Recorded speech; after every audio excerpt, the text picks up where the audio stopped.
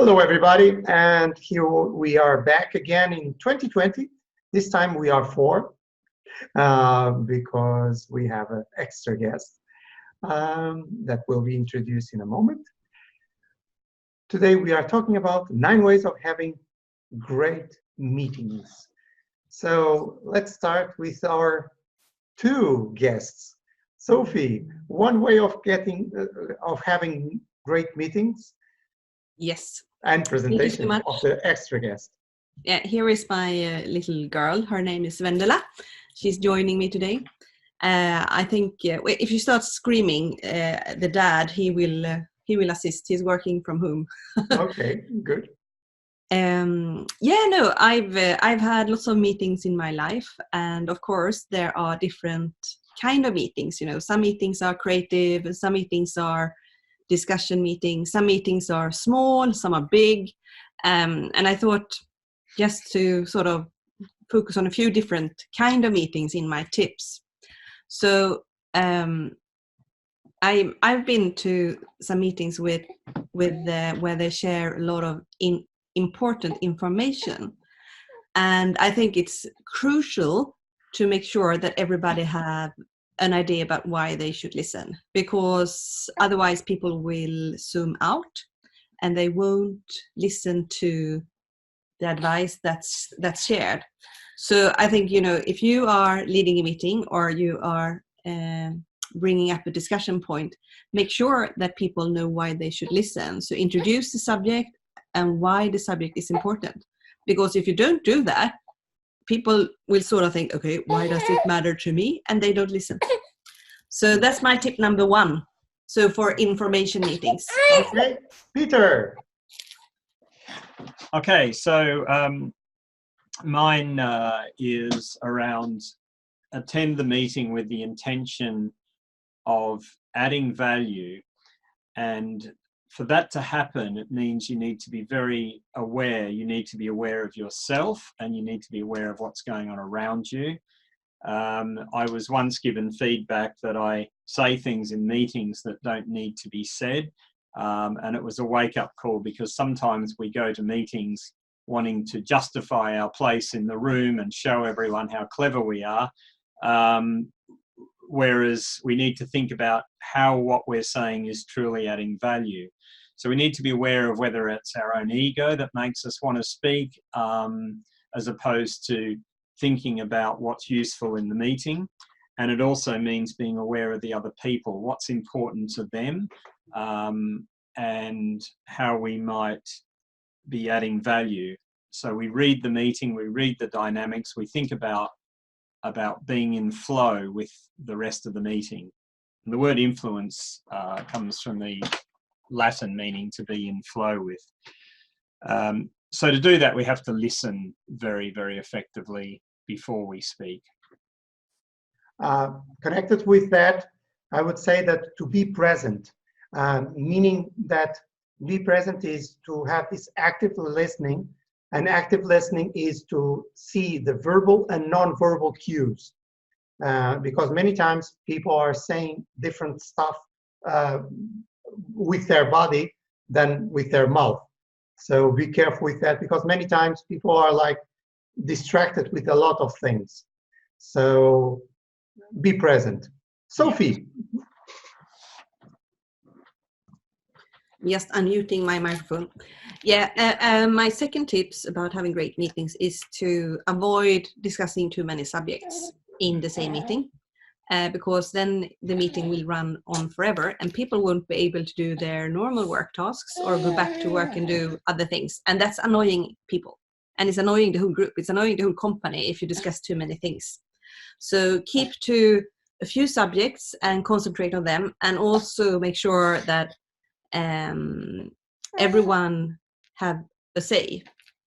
It's quite common that one of the genders are speaking a bit too much. So make sure that everyone has the same amount of time to speak.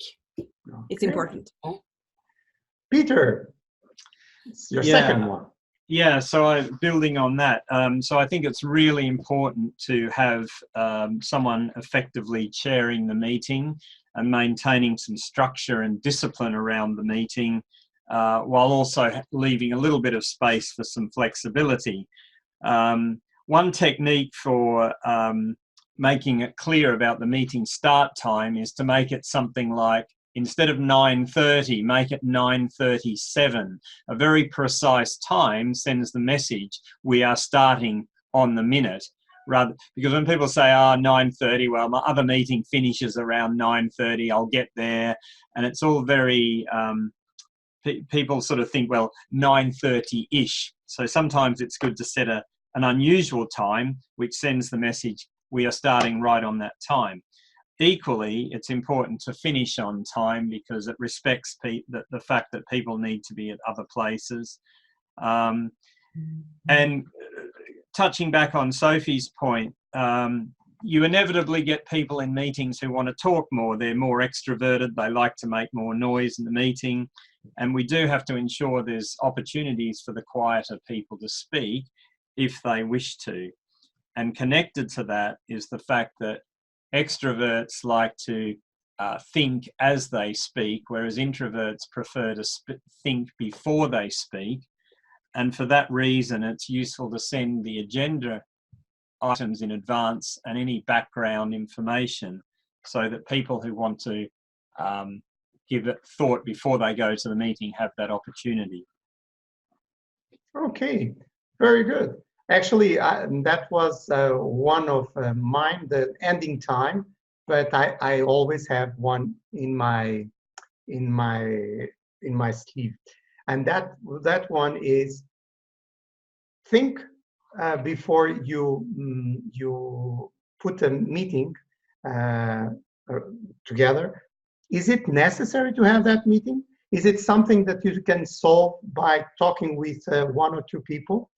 And also avoid these ritual meetings where everybody explains what they are doing and everybody else, when the others are explaining, are checking emails at the same time. So don't see meetings as a way of, let's say, demonstrating your power. So I have the power to put people around me talking, and I can say, you talk, now you talk, now you talk. Mm-hmm. And basically, they talk all to me because they are not talking to each other. So that kind of meetings are so stupid. But there are a lot in companies, so it's like the idea of everybody knows what everybody's doing, but actually it's not. It is a demonstration of power. Okay, Sophie, your last one. Yeah, thank you. I was thinking about another good topic, and that is 9 ways of destroying a meeting.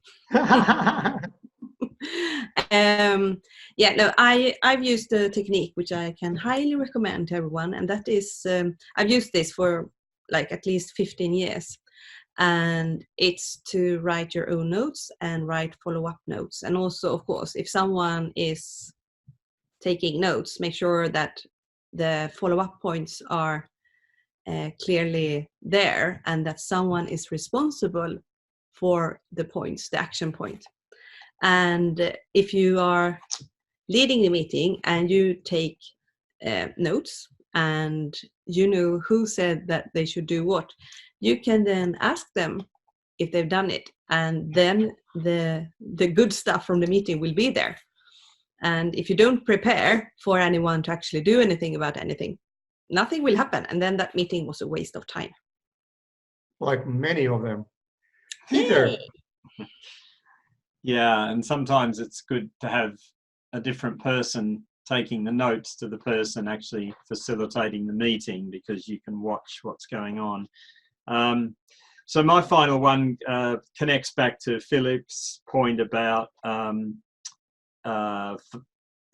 people watching the whole communication from people. So mine would be, wherever possible, have face-to-face meetings, because you read all of the channels of communication, not just the verbal or oral communication. Now, I realize in a modern world, there are people in remote offices or even other countries that are dialing into meetings. And if that is the case, we need to make sure that we have good technology connections, as we saw this morning. But it's important where possible that people do have some time together, because they get to know each other as people. And it's not just some disembodied voice on the other end of a phone line, which are easy to ignore or exclude. Okay. Actually, I'm going to talk about technology, so it connects well with what Peter was saying, is that I think that we bring to face-to-face meetings too much technology to the room. So now it is very high that, for instance, if you have a meeting, everybody carries their tablet, laptop, smartphone, and this is very important for the meeting. And they are open, and they are at the same time answering at emails, seeing Facebook updates, seeing Instagram updates, and there is a meeting going on at the same time, but it's no problem because we are all multitaskers. It is not true. We are not multitaskers. And what happens is that we are not active listening, and meetings that can be of 5-10 minutes turn to 1 hour because people are not getting it, and they get out without not getting it. So it is really, really stupid. So technology is very important when, let's say, we want to, there is a doubt about the number, okay, we check and we close, and that's it. But it's not for the whole time to be computers open and everything, because even when we have the computers open, what happens is that half of our non-verbal communication, when we are sitting, disappears, because already we don't see the feet, we don't see the rest of the body, and we start not seeing even the hands. So it is a problem. It is creating more problems than solving them. And this is from a guy that works in technology, and it's not like, oh, I'm an old guy that doesn't like technology. No, I love technology. I'm doing this kind of stuff in Zoom. And what?